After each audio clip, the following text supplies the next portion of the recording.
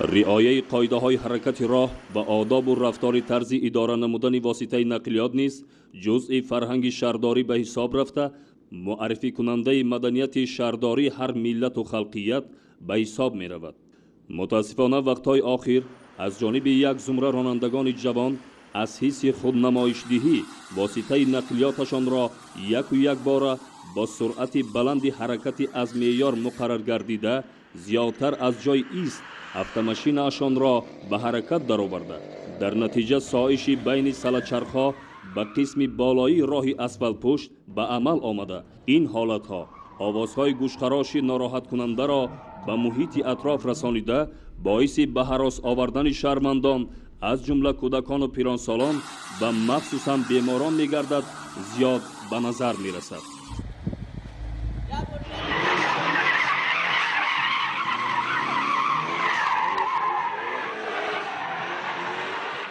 با مقصد معین نمودن حالتهای مذکور در اساس سپارش راهبریت میلیسیای پایتخت از جانب کارمندان بخش‌های بازرسی و اپراتیوی میلیسیای پایتخت چاره‌بینی‌های مقصدناک گذرانیده شده. در نتیجه یک چند نفر حقوق ویران کنندگان بر ریاست وزارت کارهای داخلی در شهر دوشنبه دسترس کرده شدند. چنانچه راننده اتومبیل تمغه لادا پریار رقم قید دولتیش 2555 SU 01 باباخانов میرالی محمد علیویچ، سال تولدش 2000، دانشجوی سال دوم دانشگاه ملی تاجیکستان، استقامت کننده ناحیه رودکی، جماعت دهات سرکشتی دهه نواباد در کوچه نظامی گنجوی در میدانچه شفت کاخ استقلال در روبروی باغ جوانان چنین عمل را صادر نموده است که برای این قاعده ویرانکنی نسبت راننده با دسترسی ماده 325 قسم 3 کودکس حقوق ویرانکنی مأموری جمهوری تاجیکستان پروتکل مأموری ترتیب داده شده است. با سلوف ماشین هم سنجیدن پاسوپن چه خیلی؟ با چه خیلی سنجیدیم؟ خیلی تاور شدیم. چند کرب تور بینیم؟ همجا دو کرب تاور شدیم.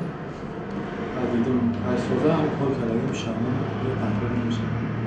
به همین مانند راننده اتومبیل تمغه مرسدس یک کلاس علامت قید دولتیش 9797 VA 01 شهروند ایدیف معروف عبدالمومینویچ، سال تولدش 1994، استقامت کننده شهر دوشنبه چنین عملی خود را نمایشکارانه در حدود یکی از کوچه های مرکزی پایتخت انجام داده به حرکت دیگر اشتراکچیان خطر جدی تهدید نموده است.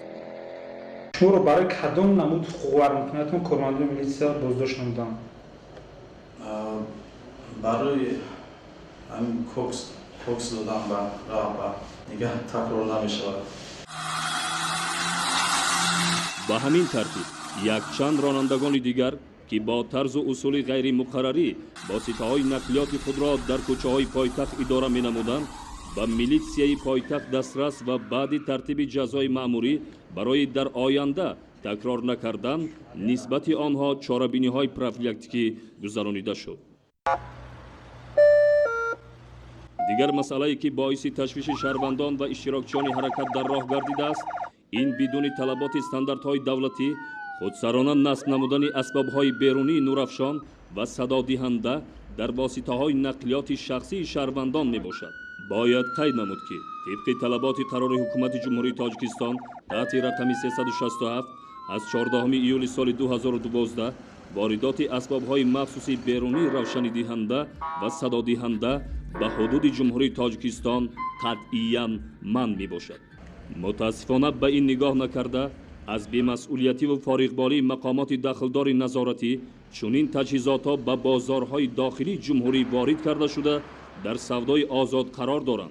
از این حالتها شهروندان استفاده نموده برخلاف طلبات قاعده‌های حرکت در راه تجهیزات‌های غیر استانداردی را آزادانه خریداری نموده در واسطه‌های نقلیاتشان نصب کرده مورد استفاده قرار می‌دهند.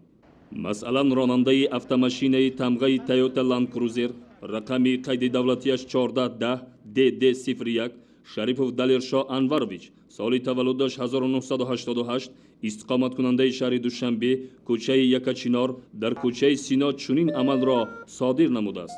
برای این قاعده ویرانکنی نسبت او با دسترسی ماده 316 کودکس حقوق ویرانکنی مأموری جمهوری تاجیکستان протоколи маъмурӣ тартиб дода шудааст. бояд қайд кард ки дар 7 моҳи соли ҷорӣ дар асоси талаботи моддаи 316 кодекси ҳуқуқвайронкунии маъмурии ҷумҳурии Тоҷикистон барои риоя накардани қоидаҳои насб кардани таҷҳизоти махсуси садодиҳанда ё асбобҳои иловагии равшанидиҳанда ба воситаҳои нақлиёт нисбати 230 ронанда бо мусодира намудани таҷҳизотҳои худсаронаи насб гардида протоколҳои маъмурӣ тартиб дода шуда барои чораҷӯӣ ба судҳо аз рӯи тобеият ирсол карда шуданд.